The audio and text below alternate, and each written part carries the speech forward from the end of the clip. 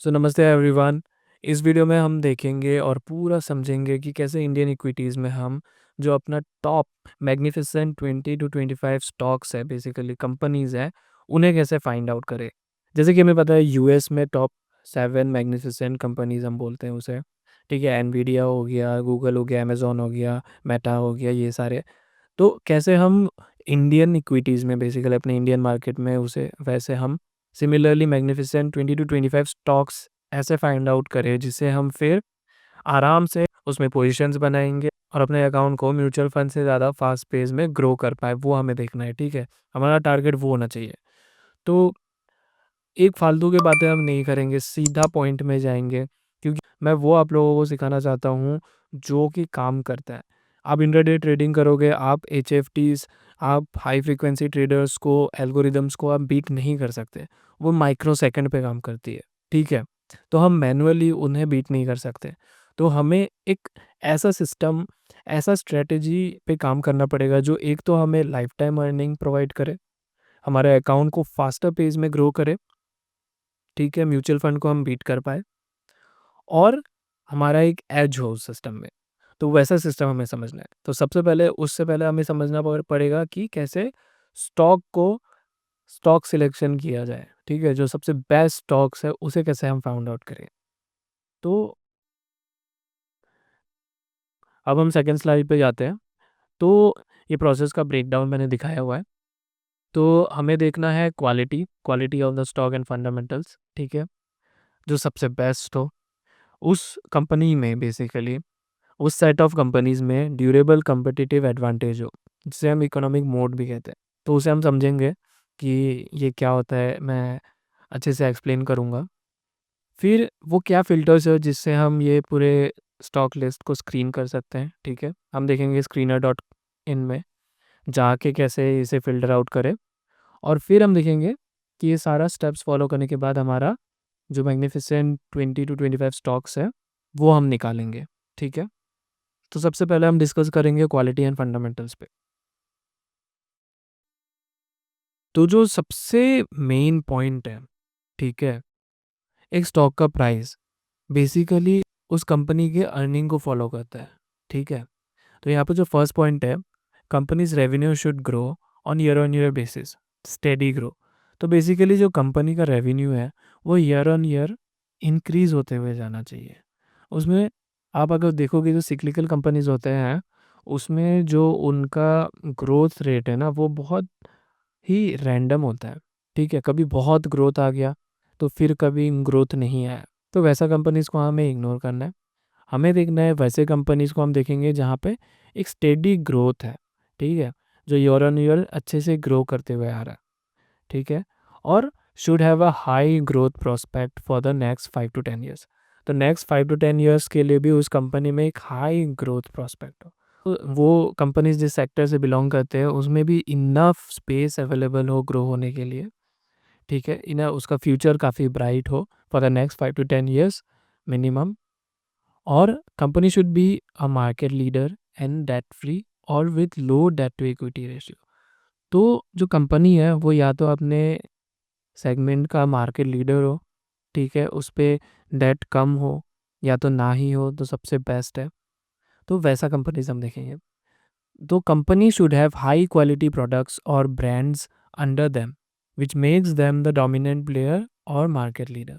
तो जो कंपनी के प्रोडक्ट्स है वो एकदम हाई क्वालिटी हो, वो कंपनी ऐसे ऐसे ब्रांड्स बनाए जो मार्केट में डोमिनेंट प्लेयर हो। ठीक है, जो लीड करे उस चीज़ को। तो वैसा हम देखेंगे, क्योंकि तो वैसा ब्रांड और प्रोडक्ट का ना एक इकोनॉमिक मोट होता है, बेसिकली एक सेफ्टी नेट होता है। अगर हम नारियल तेल बाय करते हैं तो हम पैराशूट का लेते हैं। ठीक है, विच कम्स अंडर मेरिको। सो जिनका सॉलिड एक प्रोडक्ट है, वैसे कंपनीज को देखना है। Company should have pricing power, सबसे इंपॉर्टेंट चीज़ है। ठीक है, and the company should have ever evolving products. तो अब हम अच्छे से डिटेल में जानते हैं। So point number 1, companies revenue should grow on year basis, एक स्टेडी ग्रो। तो जो कंपनी है should keep on increasing the sales. जब year on year sales increase होगा तो रेवेन्यू भी ईयर ऑन ईयर इंक्रीज होगा, और हायर जितना रेवेन्यू होगा उतना ही हायर नेट प्रॉफिट भी होगा। ठीक है, तो एक हमें देखना है कि कंपनी अपना सेल्स, अपना रेवेन्यू को इंक्रीज़ करते रहे स्टेडीली। और देखिए रेवेन्यू जब इंक्रीज़ होता है वो तो या तो इंक्रीज़ इन सेल्स से होता है, और एक फैक्टर जो मेन इम्पैक्ट करता है वो है इन्फ्लेशन। तो इन्फ्लेशन आप सभी को पता है, जहाँ पे प्रोडक्ट्स का और सर्विसेज का प्राइसेस बढ़ जाती है, ठीक है? तो वो प्राइसेस जब बढ़ता है तो उससे नंबर वाइज़, ठीक है? नंबर वाइज़ रेवेन्यू भी हमें ऐसा लगता है फाइनेंशियल स्टेटमेंट में कि इंक्रीज़ होते हुए जा रहा है, ठीक है? तो वो भी हेल्प करता है बेसिकली नंबर नंबर वाइज़ हमें फाइनेंशियल स्टेटमेंट में ये देखने कि रेवेन्यू इंक्रीज़ होते हुए जा रहा है। तो जो सबसे मेन फैक्टर था वो हमने डिस्कस किया, steady growth in revenue. Next जो होगा वो होगा should have a high growth prospect for the next 5 to 10 years, ठीक है? द स्टॉक प्राइस जो है mostly depends on the anticipation of the future earning. Basically जो इन्वेस्टर है वो चाहते हैं कि उनका मनी क्विकली ग्रो हो। और मनी क्विकली ग्रो कहाँ हो? मनी ग्रो उस स्टॉक में होता है जिस कंपनी का रेवेन्यू इंक्रीज हो, क्योंकि स्टॉक प्राइस जो है वो रेवेन्यू को रिफ्लेक्ट करता है, ठीक है? उस पर डिपेंड करता है। तो हमें ये देखना है कि कौन से सेक्टर्स, कौन से ऐसे कंपनीज हैं जहाँ पे नेक्स्ट 5 टू 10 इयर्स के लिए हाई ग्रोथ पोटेंशियल है जिसका, ठीक है? बहुत ग्रोथ पोटेंशियल है। अभी अगर हम सेक्टर वाइज़ देखें तो हमें पता है, देखो हेल्थ केयर हमेशा जब तक ह्यूमन बीइंग अलाइव है, हमेशा हेल्थ केयर का फैसिलिटी चाहिए होगा। चाहे वो हॉस्पिटल्स हो, वो फार्मास्यूटिकल्स हो, बेसिकली हेल्थ टेक्नोलॉजी हो, ठीक है? टेक्नोलॉजिकल एडवांसमेंट हेल्थ सेक्टर में बढ़ते ही जा रहा है और उससे उसका बहुत अभी ग्रो होना बाकी है, ठीक है? अभी तो हम सिर्फ एक इन्फेंट स्टेज में, बिगिनर स्टेज में। तो ये है। फिर हो गया कंजम्पशन। अब अगर आप देखोगे मेजरली इंडिया का जो जीडीपी है वो कंजम्पशन पे डिपेंड करता है, ठीक है? लोग जो कंज्यूम करते हैं, अब हम जैसे बिस्किट लेते हैं, तेल लेते हैं खाने के लिए, सफोला ऑयल हो, मस्टर्ड ऑयल हो, डे टू डे लाइफ में जो भी कंज्यूम करते हैं, जैसे कि कंजम्पशन में पेन्स आते हैं, तो जो भी हम कंज्यूम करते हैं जो हमारे लिए नेसेसरी है, वो पूरे सेक्टर पे अभी भी बहुत स्कोप है, ठीक है? नेक्स्ट है आईटी एंड टेक। तो टेक्नोलॉजी ही वो सेक्टर है जो बेसिकली ह्यूमन बीइंग को नेक्स्ट स्टेप पे लेके जाएगा। तो इस पे मेजर रोल, तो यहाँ पे जो कंपनीज अभी बिलोंग करते हैं आईटी एंड टेक में, तो वो सारे कंपनीज में भी बहुत ग्रोथ पोटेंशियल है, ठीक है? फिर अब ये जब भी कोई बिजनेस करता है, जो भी सब कंपनीज होते हैं, वो उन्हें हमेशा बैंक्स का ज़रूरत पड़ता है। तो बैंक का हमेशा ज़रूरत है और अभी भी बहुत पेनिट्रेशन बाकी है, ठीक है? तो बैंक एंड जो अभी न्यू आप अगर देखोगे एनबीएफसीज आ गए हैं, ठीक है? फाइनेंस वर्ल्ड में, जैसे कि बजाज फाइनेंस हो गया, ये सब जो फाइनेंशियल सर्विसेज प्रोवाइड कर रहे हैं कंज्यूमर्स को मेनली, तो वो सब पे अभी बहुत ही हाई स्कोप है, क्योंकि अभी अगर आप देखोगे इंडिया का जो पर कैपिटा इनकम है, ठीक है? वो अभी भी बहुत कम है। अभी भी बहुत कम लोग ऐसे हैं जो 12 लाख कमाते हो पर ईयर, ठीक है? अभी भी बहुत सारे लोग हैं जो बहुत कम कमाते हैं। तो जब उनके पास भी पैसा आएगा, तो आप सोचो कि ये जो फाइनेंस प्रोडक्ट्स है, बेसिकली सर्विसेज है, इनका रिक्वायरमेंट, इनका कस्टमर बेस कितना बड़ा हो जाएगा, ठीक है? फिर नेक्स्ट आ गया अपना जो मेन है इलेक्ट्रिकल्स एंड टेलीकॉम। तो हमें पता है जो मेन 2 डोमिनेंट प्लेयर है, जैसे कि, ठीक है, हमें सबको पता है जियो एंड एयरटेल अभी, ठीक है? इलेक्ट्रिकल्स पे हम हमेशा डिपेंड करते हैं। हमारा सब कुछ हमारे आस-पास, अभी अगर आप देखोगे तो इलेक्ट्रॉनिकल डिवाइसेस, हमारे घर पे ज़्यादातर इलेक्ट्रॉनिकल डिवाइसेस हैं, ठीक है? तो अभी भी जैसे कि मैंने कहा कि पर कैपिटा इनकम बढ़ेगा, वैसे ही लोग और भी ज़्यादा कंज़्यूम करेंगे। इलेक्ट्रिकल डिवाइसेज़ हो गया, ठीक है? इसमें एसी, फैन सब कुछ इंक्लूड होता है। तो आप सोच लो कि कितना ट्रेमेंडस ग्रोथ अपॉर्च्युनिटी है। फिर अभी अगर आप देखोगे ब्रोकिंग एंड इन्वेस्टमेंट सर्विसेज़, ये यूएस में भी अगर आप देखोगे 1980s में, ठीक है, 1990s में सबसे ज़्यादा जो ग्रो किया है सेक्टर ने, वो हो गया आपका इन्वेस्टमेंट सर्विसेज़ एंड ब्रोकिंग।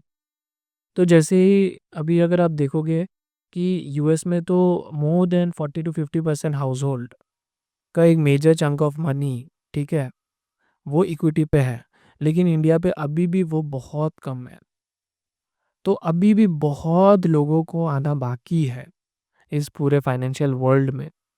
तो आप सोच लो कि कितना ग्रोथ अपॉर्चुनिटी बाकी है। और फिर एनर्जी, एनर्जी के बिना तो ये कुछ भी चीज़ पे पूरा वर्ल्ड नहीं चल सकता। तो अभी भी इसमें बहुत स्कोप है, ठीक है? तो नेक्स्ट जो पॉइंट है वो है company should be a market leader and debt free और लो डेट टू इक्विटी रेशियो। तो एक मार्केट लीडर, एक कंपनी जब मार्केट लीडर बन जाता है, ठीक है, उसका एक सॉलिड प्रेजेंस होने के कारण वो मार्केट लीडर बनता है। और उस पे अगर उसका डेट लो हो तो ये यहाँ पे आप देख सकते हो कि मैंने लिखा है less debt equal to more freedom to grow. तो उसके पास बहुत ज़्यादा फ्रीडम आ जाता है ग्रो करने के लिए, क्योंकि उसे किसी को अभी पैसा देने का ज़रूरत नहीं है। वो जो अपने रिज़र्व जो उसने ऑलरेडी अर्न किया है, जो मार्केट लीडर बनने के प्रोसेस में उन्होंने अपने रेवेन्यू को जनरेट किए हैं, वो रेवेन्यू को वो वापस से यूज़ करके उस रेवेन्यू से वो अपने बिज़नेस को और एक्सपांड करते जा सकते हैं, ठीक है?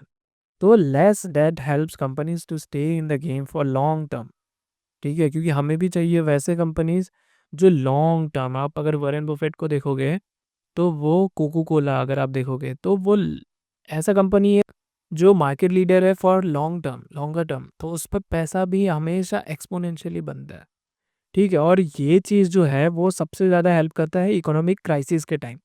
जब इकोनॉमिक क्राइसिस आता है तब जो मेन कंपनीज है वो अगर अच्छे भी कर रहे होते हैं लेकिन वो उसका अगर हाई डेट हो ना, तो वो लोन पे करते करते वो एक मेजर इकोनॉमिक क्राइसिस पे पूरा का पूरा टर्न अराउंड हो जाता है।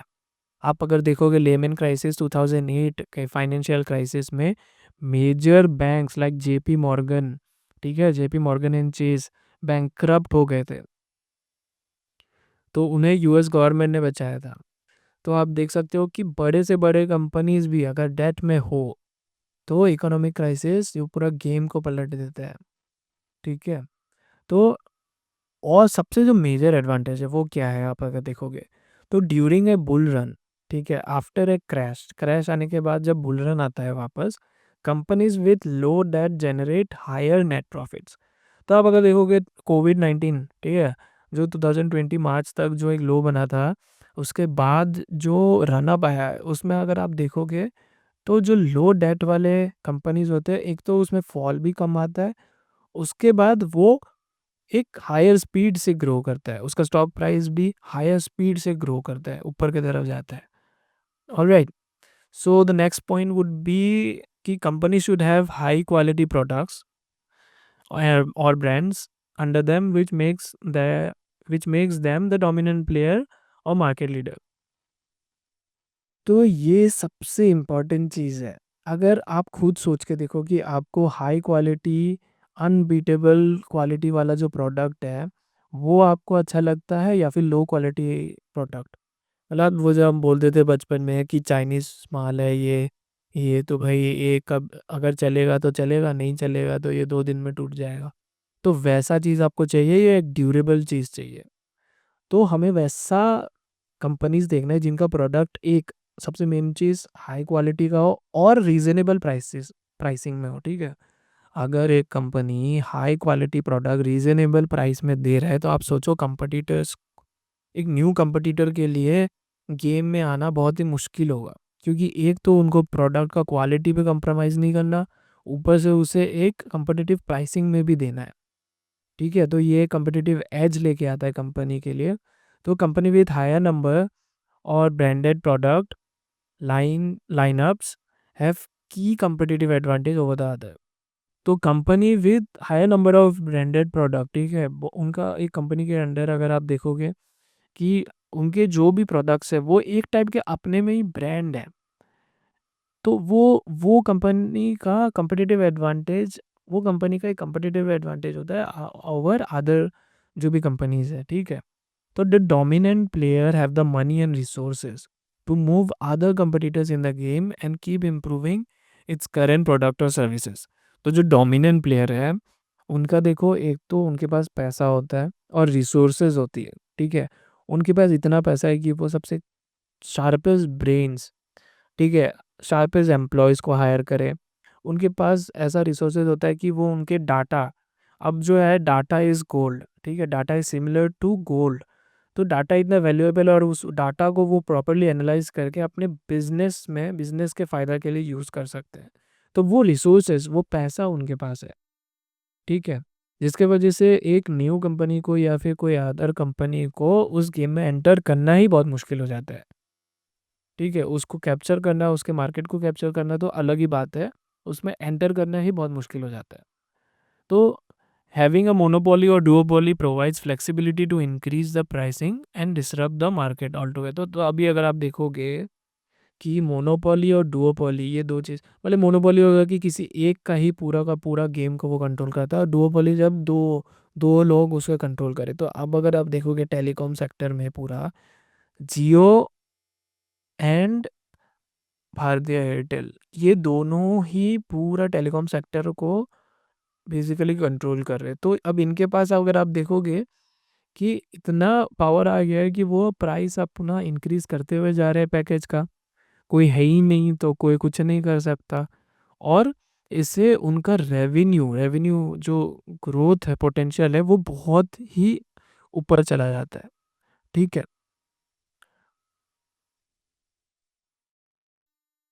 अब हम देखते हैं कि जो फिफ्थ पॉइंट है, the brand and product should have economic मोट।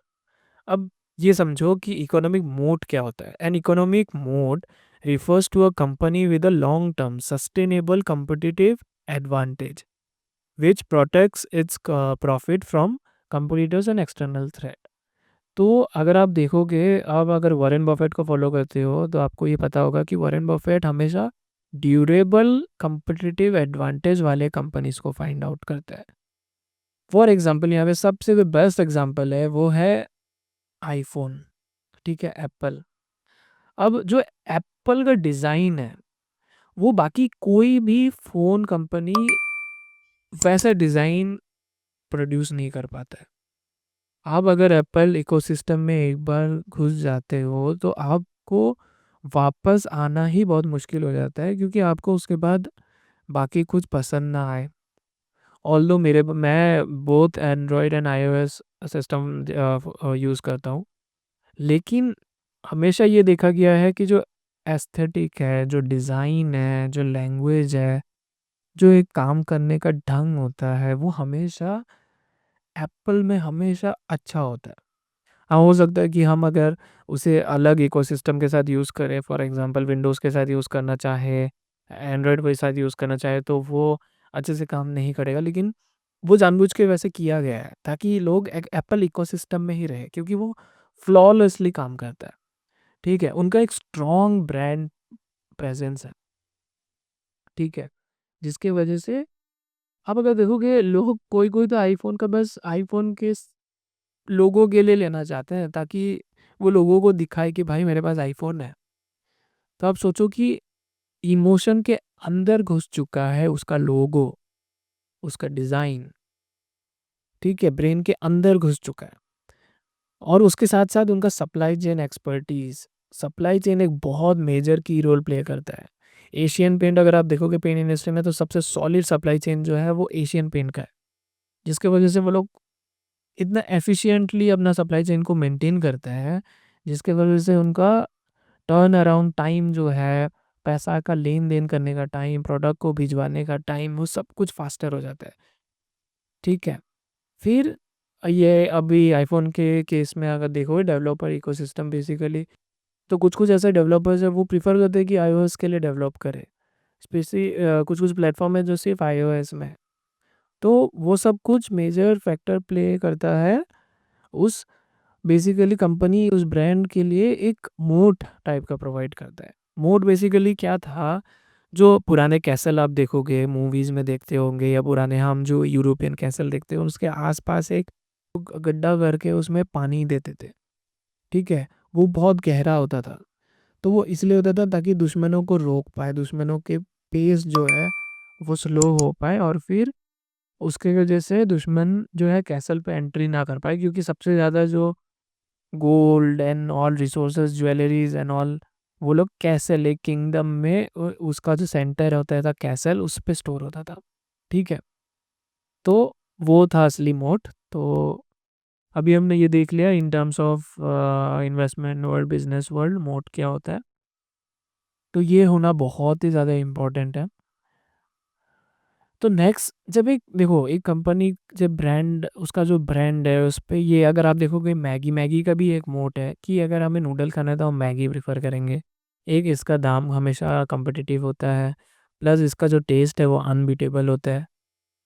ठीक है, अब ये हमेशा आप देखोगे कि किसी भी सब्जी के साथ बना दो, मतलब आप पहाड़ में जाओ तो भाई मैगी ही मिलेगा।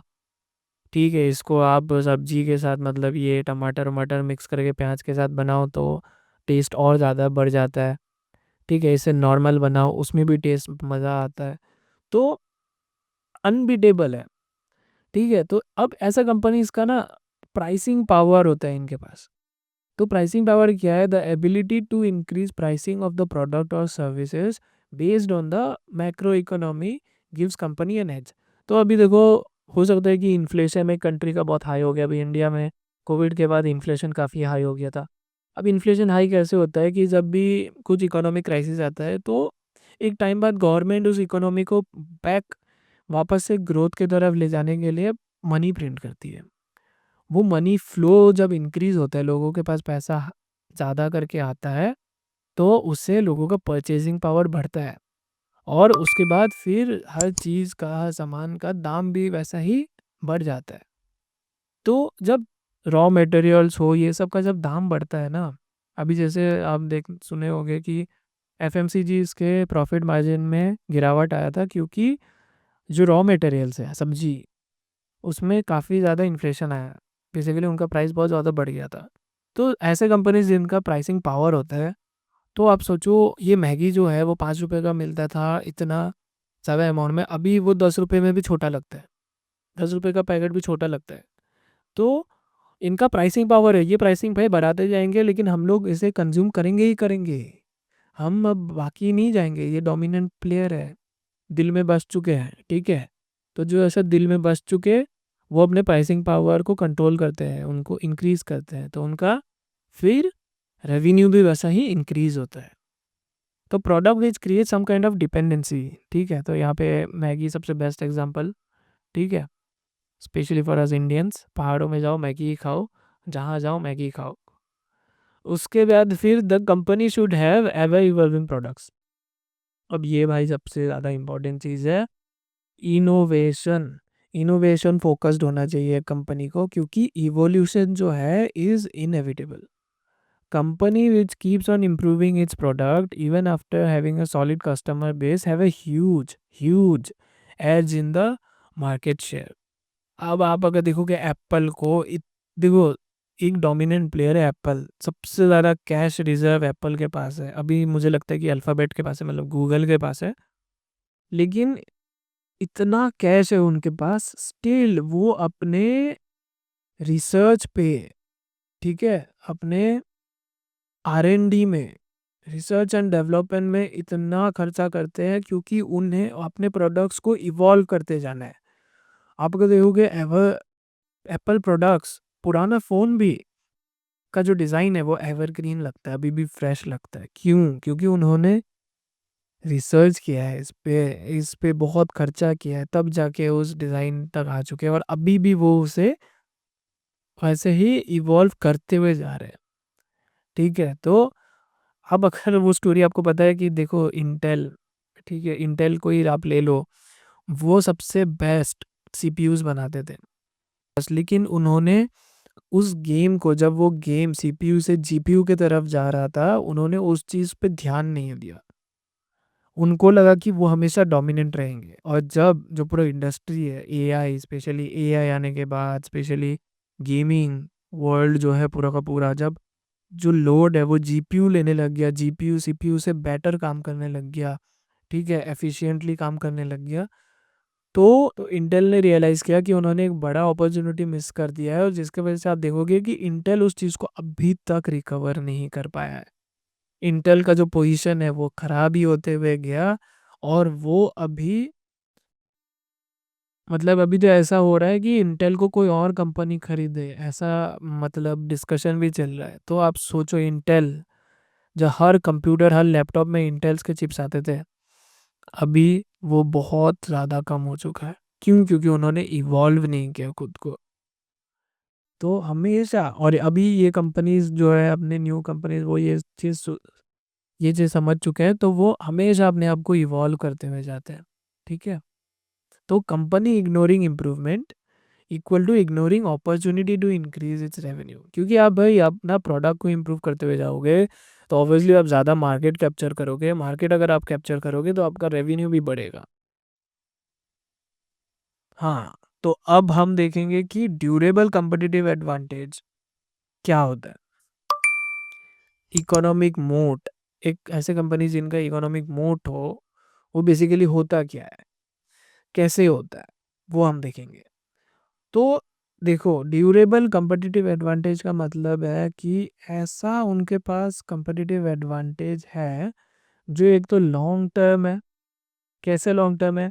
हो सकता है वो, आप फर्स्ट पॉइंट आप देखो, position in the consumers mind, कि उन्होंने ऐसा स्ट्रॉन्ग पोजीशन बना लिया है कंज्यूमर के माइंड में कि लोग अगर कुछ चीज़ सोचते हैं, फॉर एग्जांपल हम अगर, हमें गर्मी लग रहा है, हमें कुछ पीना है, तो सबसे पहला जो दिमाग में आता है वो हो गया कोक। भाई कोक ले आ। तो हम कोक को प्रीफर करते हैं। ठीक है, बहुत लोग होता है, हम बहुत कम, हाँ अब ऐसे भी लोग हैं जो पेप्सी प्रीफर करेंगे, स्प्राइट प्रीफर करेंगे। अब तो स्प्राइट भी शायद कोको कोला के अंडर ही आता है। तो आप देख लो कि जो ब्रांड प्रेजेंस है ना, वो माइंड में धस चुका है, एम्बेड हो चुका है। तो अब इसे पढ़ते हैं, strong position in the consumers mind can command premium pricing and customer loyalty. एक ब्रांड अगर लॉयल्टी बना लेता, customer base, loyal customer base उनका हो जाए, तो भाई उनके तो बल्ले ही बल्ले हैं। तो consumers often choose branded products over generic alternatives even at premium price. अब भाई अगर हम देखें कि स्पोर्ट्स कंपनी जो अपना स्पोर्ट्स शू है, हम नाइकी का प्रीफर करते हैं, हमेशा बोलते हैं भाई नाइकी का लिया मज़ा आ जाएगा, भाई नाइक के शूज़ है मज़ा आ रहा है। वैसा दोस्त भी बोलते हैं। ठीक है, तो हम हमेशा, आप देखो कि ब्रांडेड चीज़ को प्रेफ़र करते हैं, चाहे उनका प्राइस नॉर्मल प्राइस से ज़्यादा ही क्यों ना हो। उसके बाद बेनिफिटिंग फ्रॉम द साइज़। अब जो बड़े कंपनीज़ है, बीइंग, अब पढ़ लेता हूँ मैं अच्छे से, being big can sometime in itself create an economic mode for a company. At a certain size a firm achieve economies of scale. This is when more units of a good or service can be produced on larger scale with lower input cost. तो brand इतना बड़ा है, कोई कोई company इतना बड़े बन चुके होते हैं कि वो लोग का जो प्रोडक्शन स्केल है ना, वो इतना हाई है कि बाकी न्यू कंपनी आके उसे बीट ही नहीं कर सकता। प्लस वो इतने एफिशिएंट हो चुके होते हैं कि उनका जो इनपुट कॉस्ट है वो बहुत कम हो जाता है। ठीक है, अब अभी के जो मेन कंपनीज़ है, अभी के जो न्यू एज कंपनीज़ है जिसको हम बोलते हैं, उनका सबसे बड़ा मोट होता है टेक्नोलॉजिकल एडवांटेज।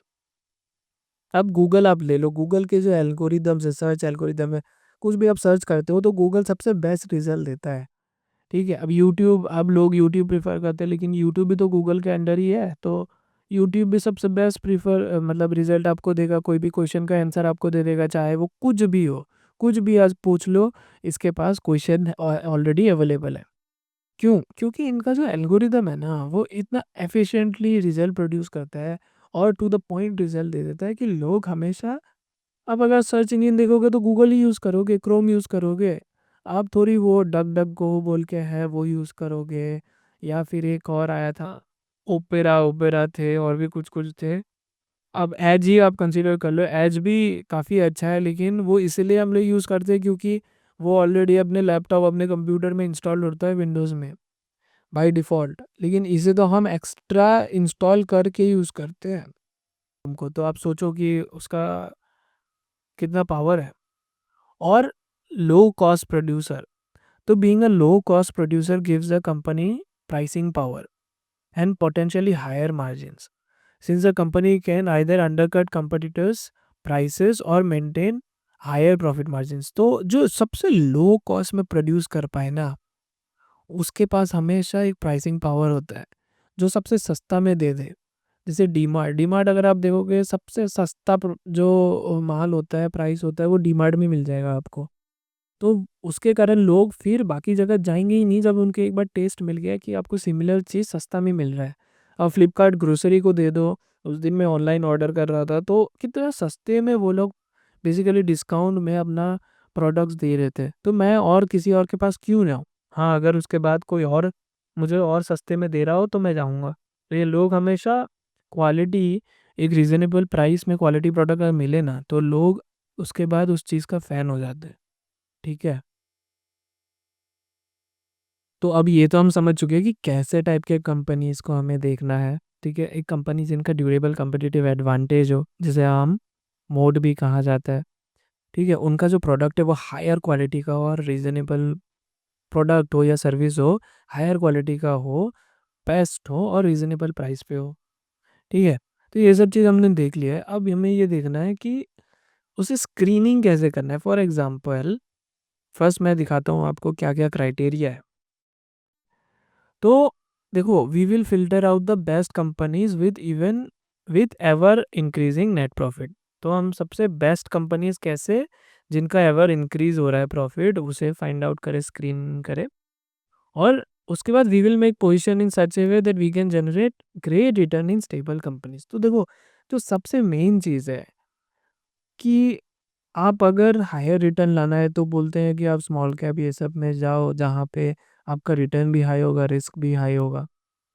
और अगर आपको लो रिटर्न चाहिए लेकिन सेफ्टी चाहिए तो आप लार्ज कैप पे जाओ, ठीक है? और बीच में रहना है तो मिड कैप में जाओ। लेकिन हमें ये देखना है कि कैसे हम लो रिस्क लें लेकिन अपने मनी को हायर रेट पे ग्रो कर पाएँ, ये हमें देखना है। वो भी स्टेबल कंपनीज़ में, ठीक है? वो कंपनीज़ में जिनका एक कॉम्पिटिटिव एडवांटेज हो ओवर अदर्स। तो देखो, कॉम्पिटिटिव एडवांटेज का कुछ-कुछ क्राइटेरिया है। फॉर एग्ज़ाम्पल यहाँ पे मैंने 3 जो क्राइटेरिया दिया है कि एक, डेट कम होना चाहिए, यहाँ पे 0.50 मतलब 50% से कम है इक्विटी से। इक्विटी हो गया उनका जो टोटल एसेट माइनस लायबिलिटी आप अगर करोगे तो इक्विटी आ जाएगा जो वर्थ, ठीक है, ऑफ दैट कंपनी, ठीक है?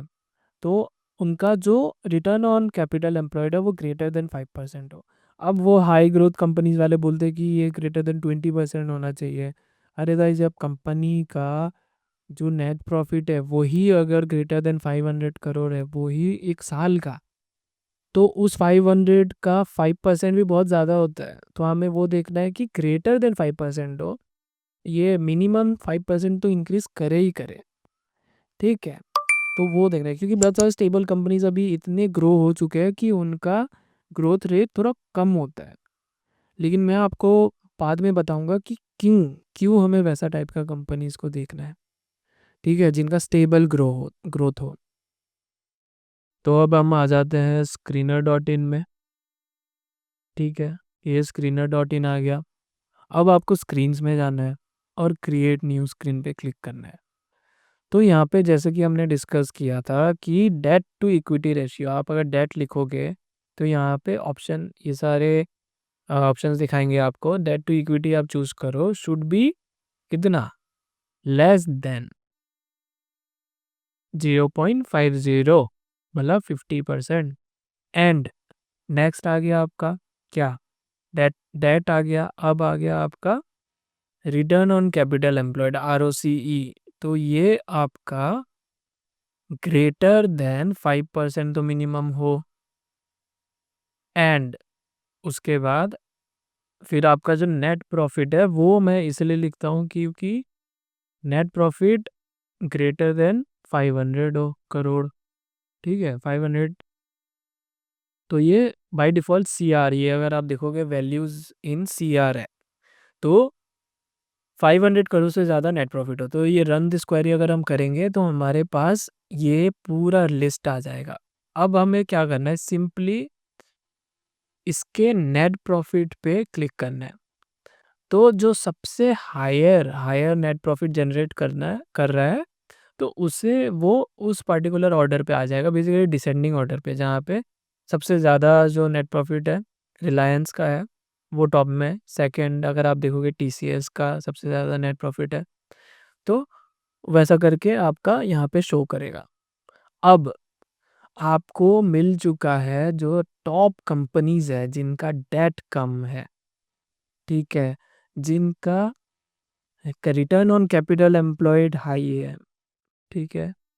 जो प्रॉफ़िटेबल है, एक तो प्रॉफ़िटेबल है, ऐसे कंपनीज़ देख रहे ही नहीं है कि जो प्रॉफ़िटेबल नहीं है, जिनका प्रॉफ़िट्स में अप डाउन आता है, कभी वो अनप्रॉफ़िटेबल होते हैं, कभी वो प्रॉफ़िटेबल होते हैं, वैसे कंपनीज़ देखना ही नहीं है। हमें देखना है कि ऐसे स्टेबल कंपनीज़ जिनका प्रॉफ़िट इंक्रीज़ होते हुए रहे, ठीक है? अब डेट कंसीडर करने से बैंक तो नहीं आएगा, बैंक कैसे आएगा वो मैं आपको शो करूँगा। उससे पहले हम ये देखते हैं कि हमारे पास ये पूरा लिस्ट आ चुका है। आप देखो एशियन पेंट है भाई, सबसे बड़ा-बड़ा नाम, हिंदुस्तान यूनिलीवर, मारुति सुजुकी भाई 40% मार्केट शेयर है। अभी वो एसयूवीज़ अपना नंबर ऑफ एसयूवीज़ बढ़ाना चाहते हैं, वो एसयूवी मॉडल्स को लाना चाहते हैं ताकि मार्केट शेयर को वापस से कैप्चर कर पाएँ। तो एसयूवी अगर लाएँगे सुजुकी तो ऑब्वियसली लोग, क्योंकि वो मेंटेनेंस सुजुकी का कम होता है, वो उनका एक टाइप का मोट हो गया, ठीक है? कि आप अगर मारुति सुजुकी का कंपनी लेते हो तो हमें पता है कि हमारा कम खर्चा होगा उसे मेंटेन करने के लिए। वही आप दूसरे कंपनी लेते हो, न्यू कंपनीज़ हो गया, उन पे आपका खर्चा, पार्ट्स का खर्चा हो, नॉर्मल चीज़ों का खर्चा, बेसिक मेंटेनेंस सब कुछ ज़्यादा कॉस्टली हो जाता है। तो ये सारा लिस्ट आ गया। अब हम क्या करेंगे सेक्टर वाइज़ जो सबसे बेस्ट लगे आपको उस पर्टिकुलर सेक्टर के लिए, उसे आपको फ़िल्टर आउट करना है। तो यहाँ पे आप देखोगे 9, ठीक है? टोटल हमें 212 कंपनीज़ मिल चुके हैं। तो उतना तक हमें जाना ही नहीं है, हमें टॉप 1 टू 3 पेजेस में ही सारे के सारे कंपनीज़ मिल जाएँगे, ठीक है? जिनका देखो 4, 5 हेवल्स आ गया, हाँ, तो आपको टॉप 5 टू 6 पेजेस में ही सारे टॉप कंपनीज़ मिल चुके हैं ऑलरेडी। अब आपको सिलेक्ट करना है, देखो मेरा जो सबसे बेस्ट वो होता है कि मैं वैसे कंपनीज़ सिलेक्ट करता हूँ जिनका प्रोडक्ट्स को मैंने यूज़ किया है, जिनका प्रोडक्ट्स को मैंने यूज़ करके मैं एक तो सैटिस्फाइड हूँ टोटली, एक तो मैंने दूसरे को या तो यूज़ करते हुए देखा है और देखा है कि वो पूरा का पूरा सैटिस्फाइड है उन प्रोडक्ट्स से। अब अगर हम ठीक है, तो वैसा अब अगर हम च्यवनप्राश खाते हैं तो डाबर का खाते हैं, नारियल तेल लगाते हैं तो पैराशूट लगाते हैं जो मैरिको के अंडर आ जाता है, फिर रिफाइंड तेल यूज़ करते हैं तो वो सफोला यूज़ करते हैं, वो भी फिर मैरिको के अंडर आ जाता है, ठीक है? हम अगर जियो हो, अपना पेट्रोलियम सब कुछ रिलायंस रिलायंस से आता है, रिलायंस डोमिनेट करता है उस पे। कुछ जो सबसे ज़्यादा सॉफ्टवेयर एक्सपोर्ट करते हैं, हम लोग सॉफ्टवेयर को एक्सपोर्ट करते हैं, सॉफ्टवेयर बनाते हैं बाहर के कंपनीज़ के लिए, वो टीसीएस करता है सबसे ज़्यादा, सबसे अच्छे से। तो जैसे कि जो इनकम टैक्स पोर्टल है अपना, वो भी टीसीएस इन्फोसिस बनाता है, तो इन्फोसिस आ गया। तो ये टॉप कंपनीज़ है जो टॉप प्रोडक्ट्स बनाती है या टॉप सर्विस प्रोवाइड करती है। क्योंकि देखो, बिज़नेस वर्ल्ड में क्या है, या तो आपको कुछ प्रोडक्ट बनाना है या तो आपको कुछ सर्विस प्रोवाइड करना है, ये 2 ही चीज़ होता है, ठीक है? तो जो सबसे बेस्ट करे, रीज़नेबल प्राइस पे करे, उसे आप फ़िल्टर आउट करो। अब बैंक को कैसे देखना है मैं बताता हूँ, तो बैंक में हमें देखना है कि फॉर एग्ज़ाम्पल एचडीएफसी बैंक में अगर आप जाते हो, यहाँ पे आप पीयर कंपैरिज़न में बैंक्स पे क्लिक करते हो, तो आपको जो टॉप टॉप नेट प्रॉफ़िट वाले बैंक्स मिल जाएँगे, ठीक है? आप यहाँ पे अगर क्लिक करते हो तो वो सॉर्ट आउट कर देता है डिसेंडिंग ऑर्डर पे हाईएस्ट टू लोएस्ट तक। तो आपको टॉप 5 टॉप 5 बैंक इनफ है, टॉप 5 बैंक मिल जाता है। जिनका बेसिकली टॉप 5 बैंक इसलिए है वो लोग क्योंकि कस्टमर्स उनके पास सबसे ज़्यादा है। आप अगर जाओगे हम हमारे सबके पास एक स्टेट बैंक ऑफ इंडिया, क्योंकि वो गवर्नमेंट बैंक है तो वो हमेशा होता है। प्राइवेट बैंक अगर हम कभी खोलते हैं तो हमेशा एचडीएफसी, आईसीआईसीआई या एक्सिस बैंक लेते हैं या तो कोटक लेते हैं। ठीक है, इन्हें ही कंसीडर करेंगे हमेशा। तो जो सबसे बेस्ट क्वालिटी सर्विस प्रोवाइड करे, जिनका आप देख रहे हो कि बेसिकली वो बैंक्स जो जिनका सॉलिड फाउंडेशन है, जिनका सॉलिड बिजनेस है। मेरे हिसाब से ये जो 5 state bank of India, HDFC, ICICI, axis और कोटक, ये 5 ऐसे सॉलिड बैंक्स हैं, जिन पे मुझे अगर अकाउंट बनाना होगा तो मैं हमेशा उनके अंडर बनाऊँगा, ठीक है? तो ये हो गए बैंक्स, को फ़िल्टर आउट करने के लिए। और सिमिलरली आप एनबीएफसीज़ को भी कर सकते हो, आप अगर बजाज फाइनेंस करते हो। तो मैंने क्योंकि मैं हमेशा बिलीवर हूँ कि मैं जो यूज़ करता हूँ और जिससे मैं सैटिस्फाइड हूँ, मैं हमेशा उसी पे फ़ोकस करता हूँ, उसी का वॉच लिस्ट बनाता हूँ। तो मैंने बजाज फिनसर्व जब बाइक खरीदा था तो बजाज फिनसर्व से लोन लिया था, ठीक है? तो मैंने वो चीज़ यूज़ कर चुका हूँ। तो मैं हमेशा बजाज फाइनेंस, बजाज फिनसर्व यही इसी पे हमेशा ट्रस्ट करूँगा। तो सबसे ज़्यादा प्रॉफ़िट अगर आप फिर से क्लिक करेंगे नेट प्रॉफ़िट में तो आप देखोगे पावर फिनकॉर्प टॉप, ठीक है? और बजाज फिनसर्व, बजाज फाइनेंस आ गया, ठीक है? तो ये सारे अ, फाइनेंशियल सर्विसेज़ हैं जो हमें सबसे बेस्ट लगे। तो ऐसा हम ये देख सकते हैं तो ऐसा हम सॉर्ट आउट कर सकते हैं कि अपने वॉच लिस्ट में कौन से कंपनीज़ को डालना है, ठीक है? तो अब हमें पूरा लिस्ट मिल चुका है। अब हम अगर मैग्निफिसेंट 20 टू 25 कंपनीज़ ढूँढते हैं, तो देखो टॉप जो सेक्टर है, यहाँ पे मैं दिखा रहा हूँ कि टॉप सेक्टर्स कौन से हैं। तो मेरे हिसाब से जो हेल्थ केयर एंड फार्मा आ गया, हेल्थ टेक्नोलॉजी, ठीक है? हेल्थ टेक्नोलॉजी हो, हेल्थ केयर सर्विसेज़ हो, सारे कुछ diagnostic centres and all hospital सब कुछ आ जाता है इसमें, हेल्थ से रिलेटेड। उनका सबसे ज़्यादा स्कोप है इंडिया में। एफएमसीजी एंड रिटेल तो हमने डिस्कस किया, कंज़म्पशन, क्योंकि जो इकोनॉमिक है वो कंज़म्पशन ड्रिवन है हमारा पूरा का पूरा। जैसे यूएस इकोनॉमी भी कंज़म्पशन और टेक ड्रिवन है, वैसा हमारा अभी फ़िलहाल तक इकोनॉमिक जो है इकोनॉमी वो कंज़म्पशन ड्रिवन है। और अगर उसमें टेक आ जाए तो और भी मज़ा आ जाए, ठीक है? उसके बाद IT and tech full future bright है। बैंक्स एंड फाइनेंस, इसके बिना बाकी कोई बिज़नेस नहीं कर सकता, ये हमेशा गवर्नमेंट को भी चाहिए, बिज़नेसेस को भी चाहिए, तो ये हमेशा रहेगा। इलेक्ट्रिकल्स एंड टेलीकॉम्स हमेशा चाहिए, ठीक है? आप बिना रिचार्ज किए अपने फ़ोन को तो यूज़ कभी करोगे नहीं, तो रिचार्ज तो हमेशा करोगे। हमारा फ़ोन से लेकर हमारा सब कुछ इलेक्ट्रिकल चीज़ है, फ़ैन, एसी सब कुछ इलेक्ट्रिकल डिवाइस है, हमेशा रहेगा। फाइनेंशियल सर्विसेज़, अपना ब्रोकिंग एंड इन्वेस्टमेंट सर्विसेज़, ये अभी जिनको भी अपना वेल्थ बनाना है ज़्यादा से ज़्यादा, तो वो सारे ये सर्विसेज़ को यूज़ करेंगे ही करेंगे। सीडीएसएल आप कंसीडर करो और सीडीएसएल आप पकड़ लो। अब आप जो भी ट्रांज़ैक्शन करते हो, बाय सेल करते हो, सीडीएसएल को एक पैसा जाता है, ठीक है? वो आपसे और भी उनका बहुत रेवेन्यू सोर्सेज़ है, लेकिन इससे आपको पैसा मिलता है और जितने लोग और आएँगे मार्केट में, उतना ही ट्रांज़ैक्शन बढ़ेगा। ऊपर से अभी एल्गोरिदम्स आ रहे हैं, तो एल्गोरिदम्स आने के बाद नंबर ऑफ ट्रांज़ैक्शन बढ़ जाएँगे, तो आप सोचो कि सीडीएसएल का रेवेन्यू फिर कितना बढ़ेगा। तो ये सब कुछ ऐसा करके आपको सोचना है, ठीक है? ऐसा करके आप सोच रखोगे, तो आप हमेशा बेस्ट चीज़ को सिलेक्ट कर पाओगे। एनर्जी आ गया, अब एनर्जी यूटिलिटीज़ ये सब, तो इसके बिना तो भाई और ये जो मैं अब जहाँ पे प्रेज़ेंटेशन दिखा रहा हूँ कंप्यूटर पे, मैं जिस माइक से बोल रहा हूँ, वो कुछ भी बिना एनर्जी का तो चल नहीं सकता। और अभी ग्रीन एनर्जी आप देखो, ग्रीन एनर्जी का कितना हाई स्कोप है, future is all about green energy. मुझे तो लगता है फ्यूचर में हम लोग सनलाइट से सबसे ज़्यादा एनर्जी एब्ज़ॉर्ब करेंगे, ठीक है? तो क्योंकि सनलाइट ही ऐसा चीज़ है जो स्पेस में भी अवेलेबल होता है, जो अपना सैटेलाइट होता है वो सनलाइट से एनर्जी लेता है, आपको पता है ना? तो ये सब पे सबसे हाईएस्ट स्कोप है। अब देखो, एक मैं आपको सीक्रेट वे बताता हूँ फ़िल्टरिंग का। हमेशा फ़िल्टर ऐसा स्टॉक को लो, जिनका जो चार्ट है ना वो लीनियरली ऐसा ग्रो हो रहा है। लीनियरली ग्रो होने से क्या होता है कि ये वो दिखाता है कि इसका जो रेवेन्यू है, इसका जो मैनेजमेंट है, वो स्किल्ड इनफ है अपना रेवेन्यू को लीनियरली स्टेडीली ग्रो करने, इवन ड्यूरिंग द इकोनॉमिक डाउनटर्न्स। अगर आप देखोगे 2008 का क्राइसिस आया था, ठीक है? 2000 उसके बाद फिर 15 से 16 में इकोनॉमिक स्लोडाउन आया था। उसके बाद फिर कोविड आ गया, लेकिन ये सब को वो लोग बीट करते हुए, मेजर क्राइसिस को बीट करते हुए भी वो अपने स्टॉक प्राइस को लीनियरली ऊपर लेके जा रहे हैं। ये शो करता है एक ग्रेट मैनेजमेंट का। ये शो करता है एक ग्रेट प्रॉफ़िटेबल उनका उनका एक ग्रेट प्रॉफ़िटेबल इंजन का, कि उनके पास ऐसा इंजन है, उनका ऐसा इंजन है जो सबसे ज़्यादा से ज़्यादा प्रॉफ़िट ले आ पाए। उनका ये वो शो करता है कि उनका मार्केट कैप्चर उन्होंने सबसे ज़्यादा किया हुआ है। तो वो उनका अंडरलाइंग बिज़नेस स्ट्रेंथ को डिनोट करता है बेसिकली। ये जो लीनियर चार्ट है। और जो सिक्लिकल कंपनीज होता है, जो साइक्लिकल फॉर्म में चलते हैं, ठीक है, वो एक रेंज में मेंटेन करते हैं। तो वो इसलिए करते हैं क्योंकि उनका जो प्रॉफिट है वो बढ़ नहीं रहा है, वो स्टैग्नेंट हो चुका है।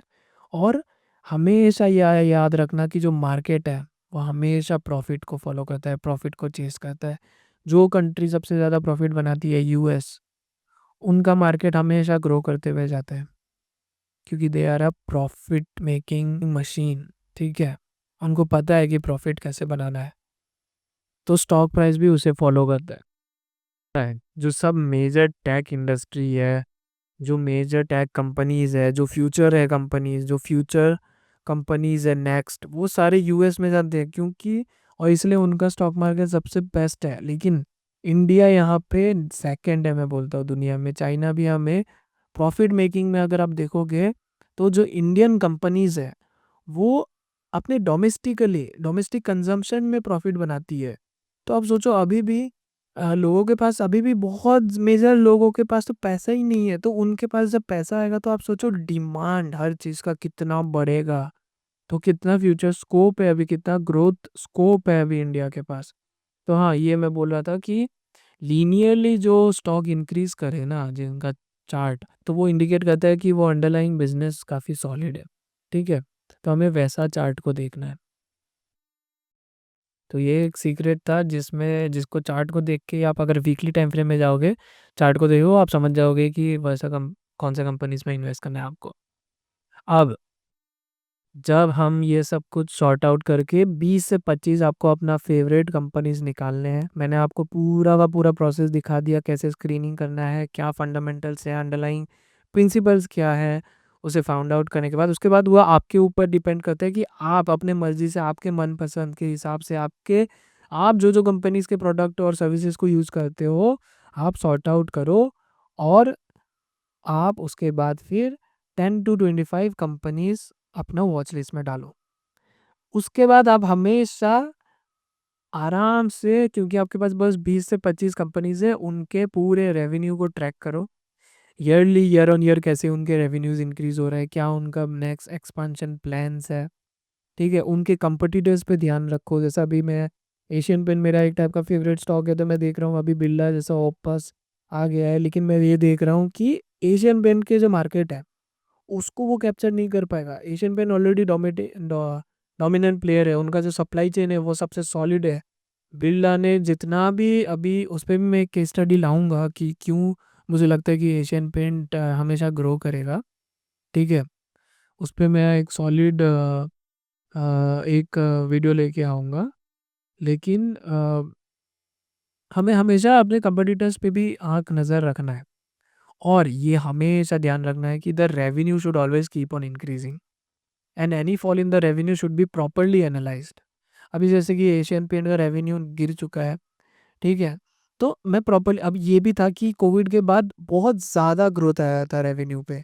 तो हमेशा ऐसा होता है कि जब बहुत ज़्यादा ग्रोथ आता है, उसके बाद जब इकोनॉमी में भी एक स्टैग्नेशन आता है ना, तो वो कंपनीज़ के रेवेन्यू में भी स्टैग्नेशन आता है। तो मैं वो अभी ध्यान रख रहा हूँ कि मैं ये देख रहा हूँ कि कैसे एशियन पेंट फिर रिकवर करेगा, अपने रेवेन्यू को बढ़ाएगा। हाँ, जब तक रेवेन्यू इंक्रीज़ नहीं होता है, मैं एशियन पेंट पे पोजीशन नहीं बनाऊँगा। एक बार वो रेवेन्यू इंक्रीज़ करना स्टार्ट कर दिया फिर से, तो मैं अपना पोजीशन को फिर से चालू कर दूँगा, अपना उसमें पोजीशन ऐड करना। ठीक है? तो बाद में हम देखेंगे कि कैसे एंट्री या एग्ज़िट करना है, टेक्निकल एनालिसिस कैसे यूज़ करते हैं, क्योंकि वो मेजर रोल प्ले करता है आपके एंट्री एंड एग्ज़िट पे। तो जब एंट्री एंड एग्ज़िट हमें पता हो ना, तो हमेशा कॉन्फिडेंट रहते हैं हम लोग। ठीक है? तो वो हम नेक्स्ट वीडियो पे देखेंगे। उसके बाद बहुत कुछ चीज़ें साइकोलॉजी है, वो मैं समझाऊँगा आप लोगों को। और जो मेन मुद्दे की बात करेंगे, लिक्विडिटी का। ठीक है? कि लोग, कि हमें कैसे मेजर लोग का जहाँ स्टॉप लॉस हिट होता है वहाँ हम एंटर करते हैं, और जहाँ पे मेजर लोग बाय करते हैं ब्रेकआउट के बाद, वहाँ हम अपने पोजीशन को कट करेंगे। क्योंकि आपने अगर देखा होगा, अभी हाई पे, अभी की जो हाई बना था सितंबर पे, लास्ट 2024 के सितंबर पे, तो वहाँ पे लोग एंट्री कर रहे थे, नॉर्मल लोग। और वहाँ पे जो मेन प्लेयर्स है, खिलाड़ी है, मार्केट मेकर्स है, एफआईआईज है, वो लोग अपना सामान बेच रहे थे और अभी भी बेच ही रहे हैं। तो आप देखो कि जहाँ पे लोग एंट्री, अब कोविड में जब क्रैश आया था बहुत कम लोग एंट्री किए थे। जब क्रैश आता है कोई भी एंट्री नहीं करता, जब फॉल आता है कोई भी एंट्री नहीं करता, जब ब्रेकआउट आते रहते हैं तो लोग एंट्री करते हैं।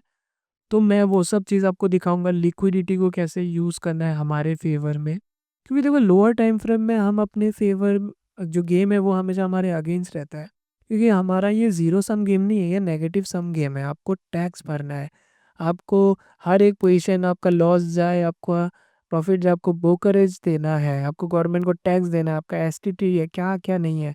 तो वो हमेशा नेगेटिव सम गेम है, ये ज़ीरो सम गेम नहीं है पूरा का पूरा।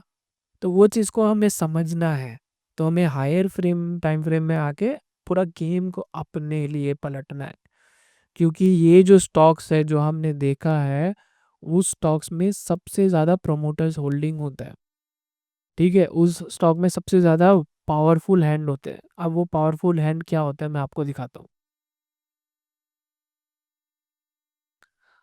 फॉर एग्जांपल अगर आप रिलायंस में जाओगे, रिलायंस इंडस्ट्री का, यहाँ पे आप इन्वेस्टर्स मारो, इन्वेस्टर्स में आप देखोगे प्रोमोटर्स के पास 50% शेयर है, एफआईआईज के पास 19%, तो ऑलमोस्ट 70% इनके पास है, ठीक है। उसके बाद डीआईआईज के पास और 19%, मतलब 90%, ठीक है, 89% ऑफ द पूरा पूरा गेम जो है वो इन स्ट्रॉन्ग हैंड के पास है। पब्लिक जो है, अपन लोग, हम लोग वीक हैंड है, ठीक है। तो वीक हैंड का देखो सबसे कम 11.52%, तो हमेशा देखना चाहिए कि देखो जब मार्केट में फॉल आता है, जब प्राइसेस कम होते हैं स्टॉक के, तो सबसे ज़्यादा नुकसान किसका होगा? सबसे ज़्यादा तो ये प्रमोटर्स, एफआईआईज, ये बड़े बड़े लोगों का होगा ना। और वो लोग कभी भी ये नहीं चाहेंगे कि जो स्टॉक प्राइस है वो नीचे रहे, वो लोग कुछ भी कर देंगे इस स्टॉक प्राइस को बढ़ाने के लिए, और आपको उसमें फ़ायदा उठाना है, ठीक है। तो हमेशा स्ट्रॉन्ग हैंड के साथ रहना है हमें, वैसे कंपनीज में रहना है जिनका जिनका स्ट्रॉन्ग हैंड्स है, ठीक है, वैसे कंपनीज में रहना है। आई होप मैंने वैल्यूएबल इन्फॉर्मेशन आपके साथ शेयर कर पाया, ठीक है। और ऐसे ही मैं वैल्यूएबल इन्फॉर्मेशन शेयर करूंगा, ये पूरा ही मैं सीरीज़ बना रहा हूँ जहाँ पे फंडामेंटल्स, स्क्रीन कैसे स्टॉक सिलेक्शन करना है, बेस्ट स्टॉक सिलेक्ट करेंगे तो तभी तो हमारा पोर्टफोलियो बढ़ेगा, तभी तो ग्रोथ आएगा अपने पोर्टफोलियो में। उसके बाद कैसे पोजीशन बनाना है, जिसके लिए हम लोग टेक्निकल एनालिसिस यूज़ करेंगे, फिर साइकोलॉजी का पूरा गेम को समझेंगे, और फिर आराम से चिल मार के अपना पोजीशन को मेंटेन करेंगे। तो गेम को अपने फेवर में कैसे ले आए, ये पूरा का पूरा सीरीज़ उसके ऊपर है। तो आई विश आप लोगों को कुछ वैल्यूएबल लेसन्स मिले और आप इसे अच्छे से यूज़ करोगे, और हमेशा जो क्रैशेस आते हैं, डाउनफॉल आते हैं, उसका फ़ायदा उठा के हम मैक्स टू मैक्स अपना मैक्सिमम टू मैक्सिमम अपना प्रॉफिट को ग्रो कर पाए, अपने कैपिटल को ग्रो कर पाए। तो सी यू, मिलते हैं नेक्स्ट वीडियो पे, till then take care and Jai Hind.